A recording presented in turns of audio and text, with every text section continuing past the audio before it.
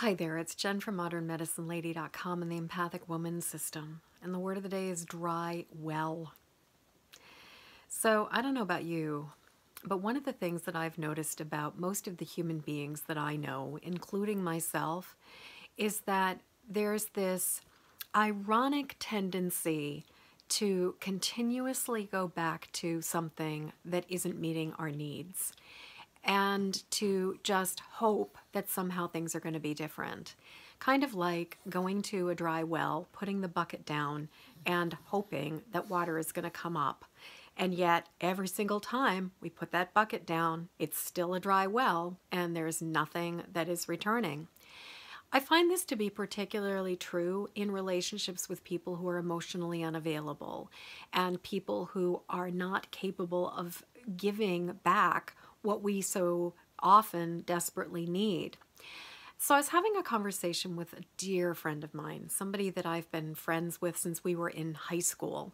And we were talking about how there are these relationships, in this person's case, an ex, where even though rationally, logically, we know that this person is going to be incapable of acknowledging us, incapable of appreciating us, incapable of giving us any kind of positive reinforcement or feedback. And yet, for some reason, instead of just writing it off or accepting that this is a dry well and there ain't never going to be any water coming up from it, there is a part of us that constantly keeps going back to that kind of person for approval. And when we don't get those needs met in that situation, we feel despondent, we feel sad, and we also often engage in behaviors that try to get them to give us what we want. So we were just talking about how frustrating it is when we keep going to the dry well and putting the bucket down and hoping we're going to get different results. I mean, you've probably heard that saying, insanity is trying the same thing over again and expecting different results. And when it comes to emotional availability and basically somebody who's got an emotionally dry well, it really seems to me that that's where, when we just keep putting the bucket down, hoping that they're going to behave differently, it is just a total setup for everybody. And it leads to, ultimately, very little but heartache. And in the work that I've been doing over the years, there's a couple things that I have found to be really helpful about this, both for myself and for the people I work with.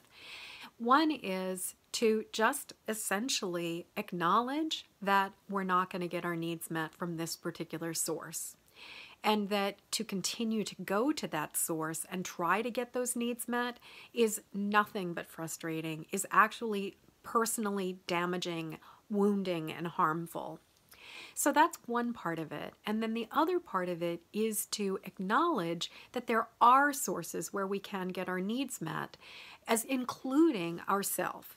And so what I have found is that the first place to get that need met is myself, and is in giving myself the approval, the love, the support that I am really seeking.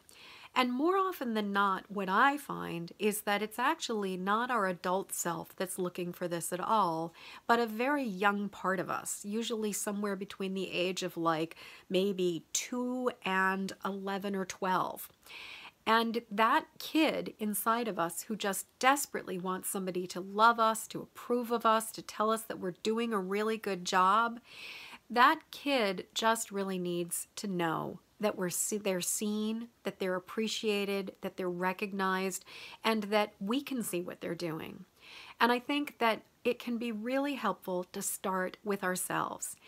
And doing classic mirror work, like Louise Hay talks about, going literally to a mirror and saying, I see you, I love you, I appreciate you, oh my God, you're awesome, you have done so many amazing things, this is really, really terrific, you totally rock.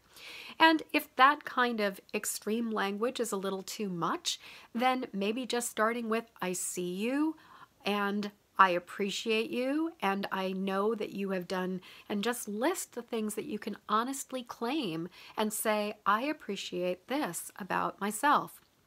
Then, on top of that, enlisting the people who are in your life who you can trust, enlisting the people who are on a similar path, who are doing their work too, and who get how important it is to affirm and validate and acknowledge and appreciate, and basically say, hey, I could really use some lovin's. I could really use some appreciation.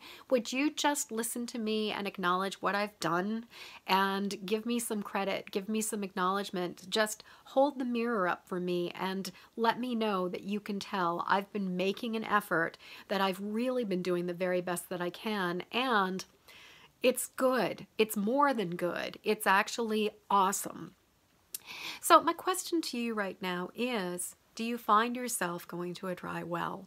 Are there places in your life where you keep on hoping that the results are going to be different?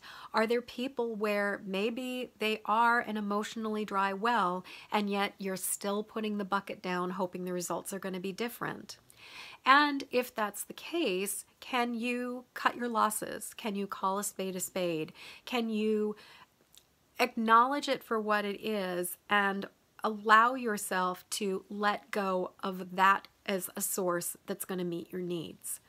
And how can you meet your needs instead? Can you meet them for yourself? Can you validate and acknowledge what you're doing?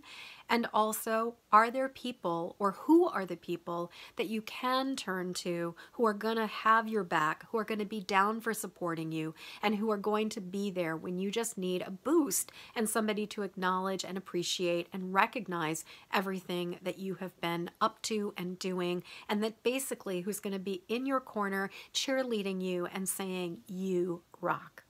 So I would love to hear what you have to say about all of this. Please leave a comment below.